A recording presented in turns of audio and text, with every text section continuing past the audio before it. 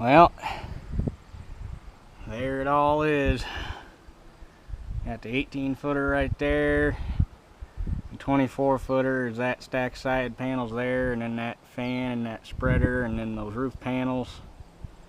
And the 21-footer is that stack, and that fan. The burner unit I'm going to pull off of this fan. Scrap it because there ain't no fix to it. I'm going to keep the bend spreader, and I'm going to keep that fan, but it needs a new motor in it because the motor in it's locked up. But other than that, and I didn't take any video of tearing the 24-footer down today because, well, I showed the first one from the outside and I showed the second one yesterday from the inside, so it's pretty much the same damn thing. And there's only so many ways to tear down a grain bin, so I figured there wasn't no point showing it all over again just for the sake of showing it again. But the 24-footer actually went faster, or was the fastest bin we tore down, ironically. That 18-footer was the first one we tore down. We were kind of stumbling over ourselves figuring out what to do. That took about 7 hours. And then the 21-footer we tore down yesterday, which I had video of, that took us just a little over 6 hours. And then the 24-footer, which was the biggest bin, plus it had all the extra crap on it for the dryer and the stirrator and all that junk, and it only took us a tick over 5 hours. We started at 7:30 on the dot, and we had everything on the ground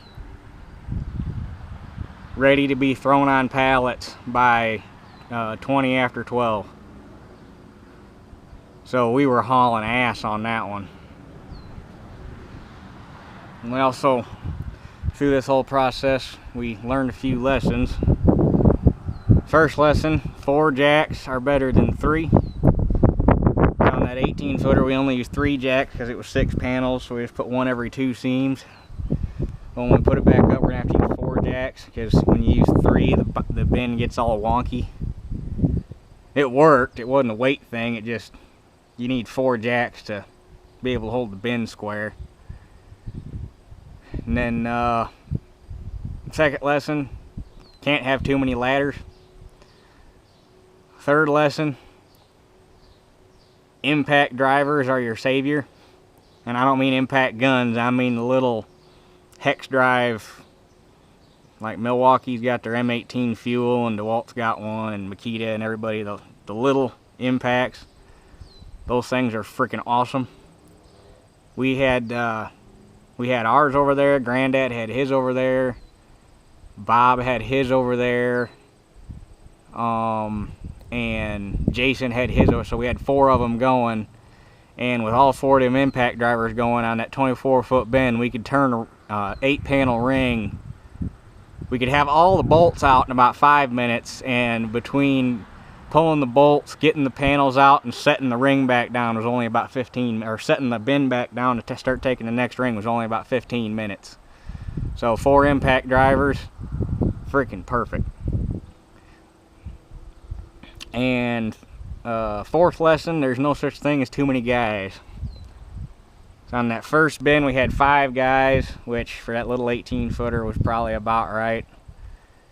And then yesterday on the 21-footer we had 6 guys for about an hour and a half, but then Bob had to leave to go to his daughter's birthday party.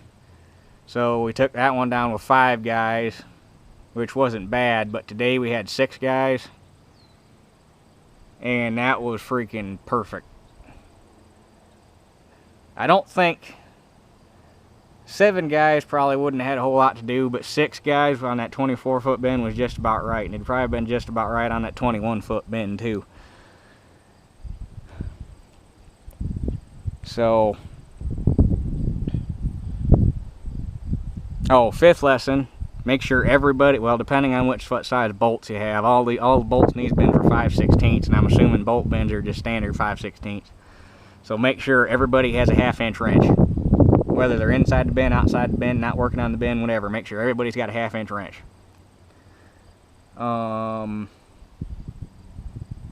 Yeah, I'm sure there's some more crap in there, but those are the big lessons we learned. Had a little bit of a yee-haw moment that I do wish I would have got on video, but oh well. Well, first off, yesterday picking up all the panels off that 21-foot bend, so that stack right there had the 1950 and no weights on the front. And Dad said good luck picking that up, so I bet him 20 bucks that it would.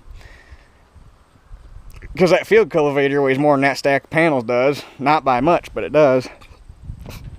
So it picked them panels up all right. It was a little light in the front end.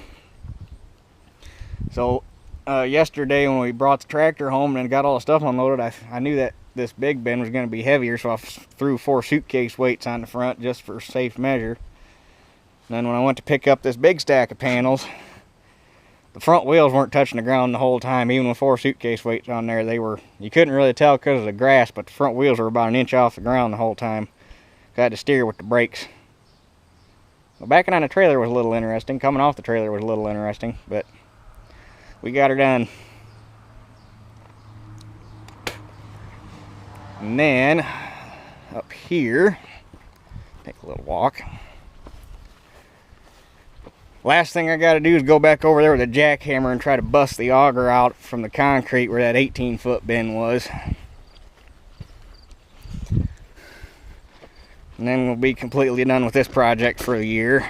They're not going back up until next year, or probably next summer they'll be going back up, because I got about $4 grand worth of concrete to pour, and that's not counting the rebar that's got to go in it. So there's probably close to 6,500 bucks worth of concrete, or worth of work between the concrete and the rebar just to get the foundations poured to put the bends back up. It's not counting the bend bolts and new rope caulk and all that crap to put them back together.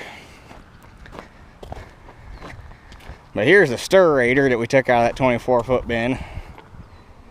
This is the drive that walks the pipe. Okay, this is the drive. That's the power head, and that's the track. And then the track that goes around the ring of the bends in the barn. But so this thing, these nylon rollers sit on the top of that angle iron, and then this thing slides.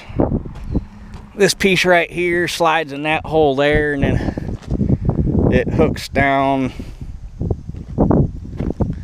this tube right here, slides in this hole right here, and then this piece right here hooks to this right here. And basically what happens is that cable runs around and around and walks that power head in and out of between the center of the bend and the outside. And the augers pull the dry corn up and push the wet corn, and the wet corn falls down so it can get dried.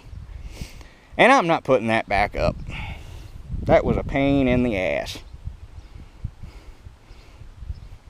So I'm going to do some looking tonight and see what these things are worth, and I'm probably going to throw it on Craigslist tomorrow and see if I can sell it. And if not, I'm just going to probably cut the track up. It's got some good angle, or got some really good angle iron in it, and save the flat stock from the track that runs around the outside. Well, may not even do that because it's full of holes. But probably save this angle iron and haul the rest as scrap, because after taking it down, I have no desire to put that thing back up. I'm going to spend, hopefully this winter, I'll be able to come up with a good grain dryer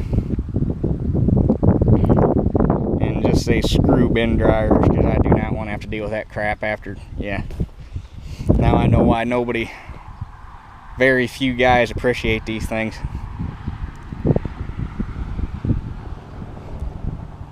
So anyway,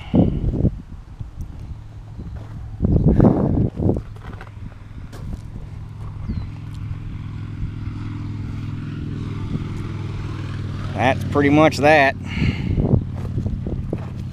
Like I say, they'll be going up next summer, or possibly even next spring, depending on the time I have. It'd be nice to get it done in the spring so I avoid the summer heat. Would have liked to have gotten them tore down this spring to avoid the heat, but when you're working with time and manpower constraints, you can't always do it the way you want it. Today actually wasn't that bad. There's a pretty steady breeze. Not enough to blow the bin around, but just enough to keep the humidity down just a little bit. So yesterday wasn't too bad either. But anyway, I guess I'm going to try to sneak a crop update in here this week at some point. I got time. But anyway, I guess that does it for this one. We'll catch you guys on the next one.